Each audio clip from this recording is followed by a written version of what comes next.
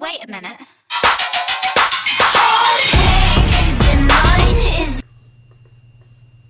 What's up, everybody? I just got back from a 6-week-long trip in Japan. I'm exhausted. It was great. Had a great time. I'm not going to go into full detail here. If you see me in person, I will tell you all about it. But I will go into some definitive highlights. One, bidets. Those shits are fucking crazy. They really right up into you. And it's miraculous. It's really quite miraculous. Also, the absolutely terrible heat and humidity. That was just fucking awful. So bad, in fact, that I sort of got like Stockholm syndrome with the humidity, to the point where by the end of the trip I was like, yes,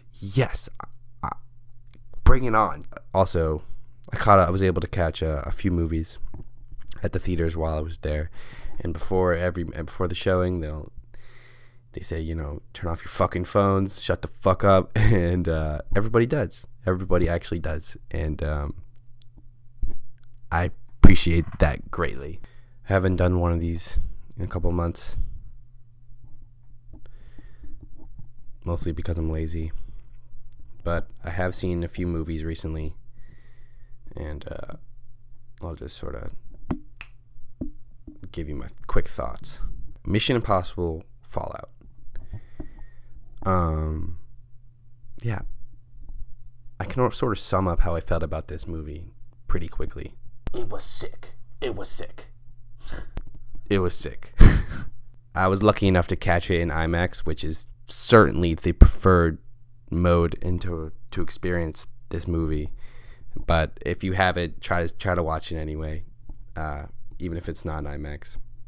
Considering like the insane reviews it was getting, like I was expecting maybe a little bit more from like a plot standpoint, but for the most part, like it's pretty standard stuff. Bad guy gets bomb. Bad guy wants to blow things up with bomb. Ethan Hunt and team have to stop bad guy from blowing things up.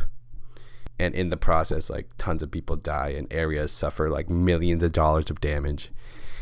Just, your normal action movie shit.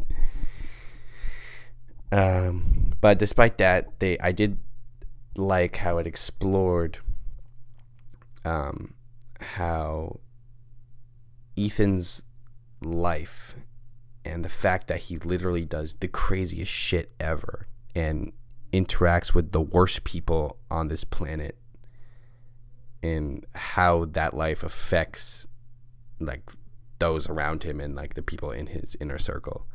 I thought that was cool. Some, just sort of grounds the movie a little bit, just grounds it. But of course, no one really cares about that. And that's okay, because the set pieces are absolutely exhilarating. And in the last half hour, I was like legitimately on the edge of my seat, which I don't think ever happens anymore. So, thumbs up. BlackKKKlansman. It was good. Though I think it might sort of say something about how Spike handled the story, that the last 2 minutes of the movie, which was like a collage of the recent Nazi rallies in Charlottesville and how the president reacted to those events, was more effective than the 2 hours preceding that. I see why some have been disappointed by the movie, including Boots Riley, the director of Sorry to Bother You. In like a 3-page essay, Riley details how the film's dramatizations and falsities actually portray the police as fighting against racism alongside like actual anti-racism organizations, which wasn't true in the actual story and still isn't true to this very day. I enjoyed BlackKKlansman, and it certainly had its powerful moments, but its insistence on putting the police in a good light in 2018 during the Black Lives Matter movement just kind of reads as tone deaf, and its message sort of falls flat. And sorry to bother you. Wow, this movie was weird, and I loved it. I'm a sucker for strange, idiosyncratic films, but this one really reflects the craziness that is the current state of America. It definitely balances real and surrealist elements to create a world where basically anything could happen and it still makes sense. When shit hits the fan, like, it's pretty unsettling, but it's not necessarily surprising, you know? Like, it's super strange and weird, but like, it's almost like of course it was gonna take it there. Like, that makes perfect sense.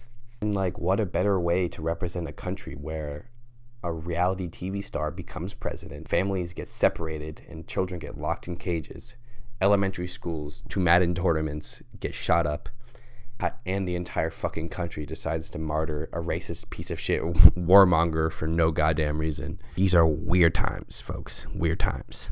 It's well acted, very funny, and nice and stylish, just how I like it. My only complaint with the movie is that its anti-capitalist message is told almost exclusively through the voices of men. Not to negate Tessa Thompson's character, but she merely exists in the film essentially as a love interest who has to choose between which man in her life is like more radical. And also, she's, I think, the only woman in the film with like speaking lines. So remember, guys, down with capitalism, but also down with the patriarchy. Yeah, that's it from me. Go see these movies if any of this sounds interesting to you, or don't. If my opinion and take has any weight on your consumption choices, which I'm not sure it should, but maybe it does for some reason. This is probably me signing off for a while because about to start school. I hope everybody, all of you, have awesome semesters and years. If you're going abroad, live it up. Please have a great time.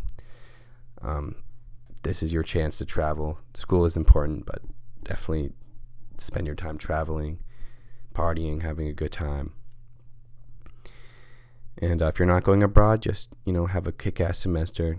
And I fucking love all of you. Okay, bye.